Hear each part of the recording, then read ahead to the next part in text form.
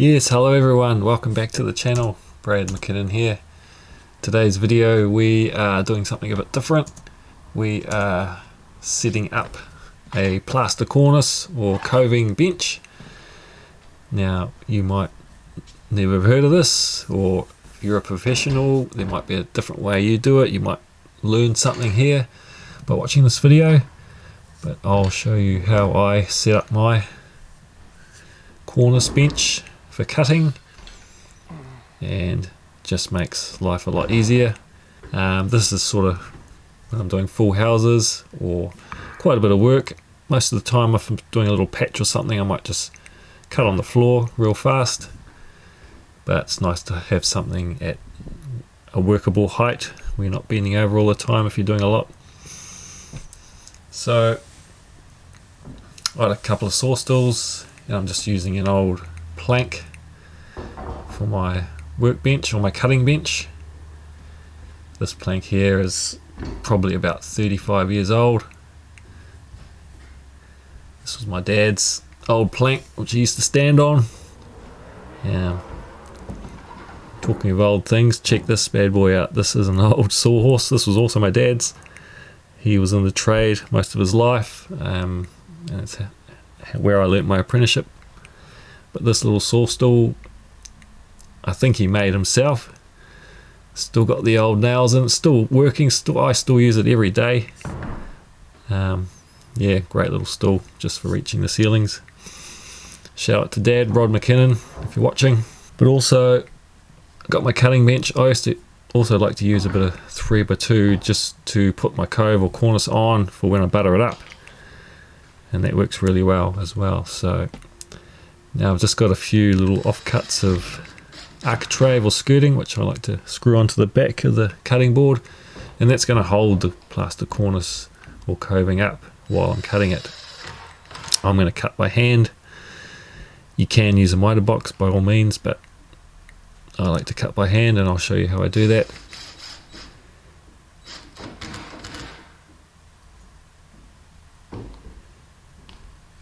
So we'll just screw those on the back.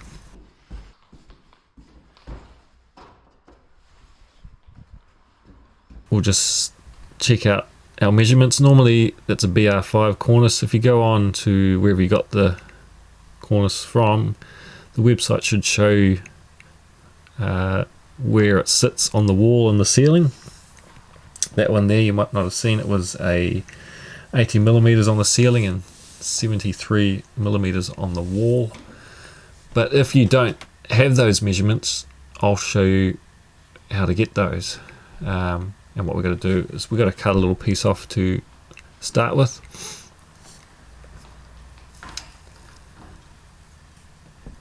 So we'll just get a length of cornice. We don't want to hold the whole thing up, just to get a couple of measurements. So what I like to do is just cut the end off.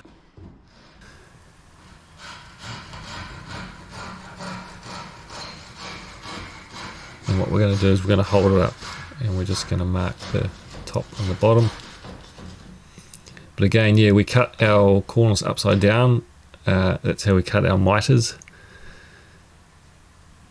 So we'll just hold that up there. Now we want to get that sitting right. You know, you know where it's sitting right. Where it's, we don't want a big gap at the top of the bottom. You'll feel it sort of sit perfectly right. And once you got it pretty good, or where you think it looks good, just get your pencil and mark along the top and then on the bottom.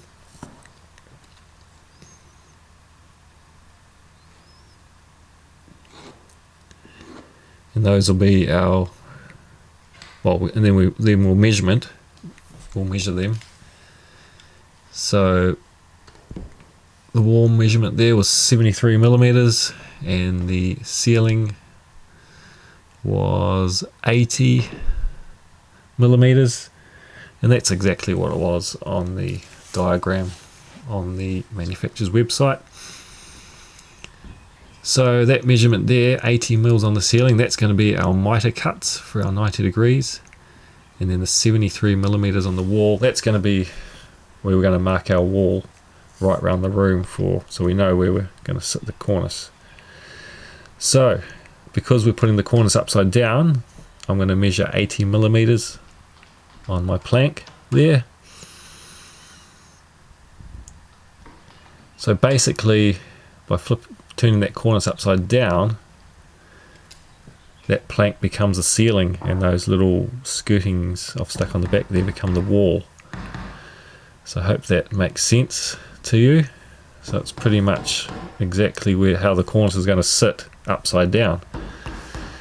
And then we can cut our 90-degree mitres. So we'll whack on a bit of cornice upside down, of course.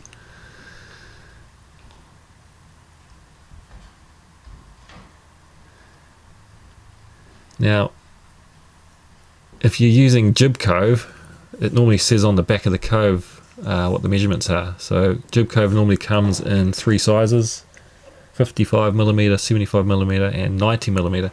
So that means your wall and your ceiling is going to be, say you're using 75mm Cove, your wall and your ceiling is going to be 75mm. That means your mitres are going to be 75mm.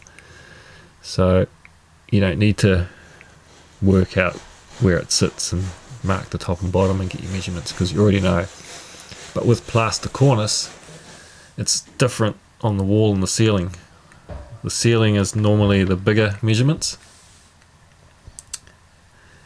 and the wall is normally the shorter measurement, so it's a little bit different. So we've got our wall measurement there of 73 mils. We're just going to go around and mark the room out. This is just showing you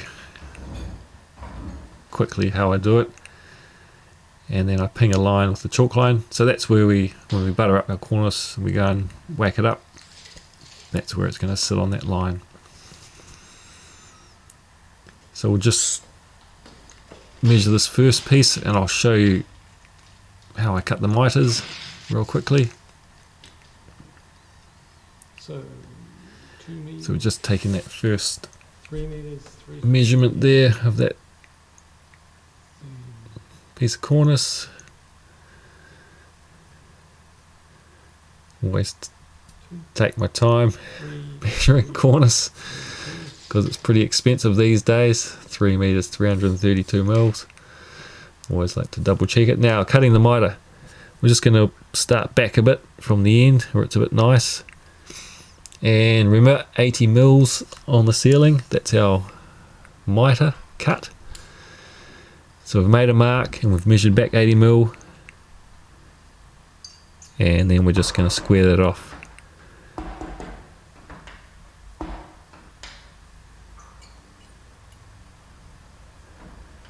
Put a mark, and we'll just cut that. Now, because we're not using a mitre box, we're doing it freehand, we need to hold the saw nice and straight. Otherwise you'll end up with a open mitre, depending on which way you hold the saw. But always want to hold that nice and straight. And we'll just cut there from mark to mark, and that gives us our beautiful 90-degree mitre. So that's an internal. Obviously if you're doing an external, you'll be cutting the other way.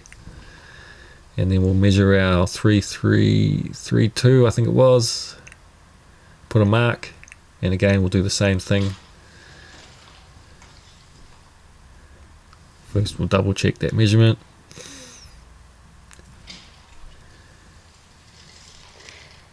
So we'll measure back 80 millimeters.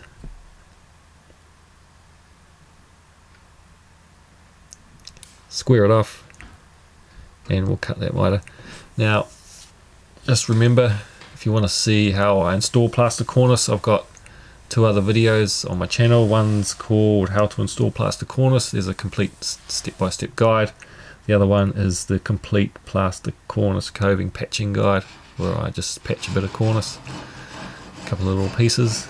Check those out if you want to see sort of a carry on from this video. But this video is just about the initial bench setup, and I was just showing you sort of how we work out the mitres there from the measurements. Now I like to just nail that bit of 3x2 on there because it's right on the edge. It could tip off with that cornice on there. Just a couple of little brad nails in just to hold it on.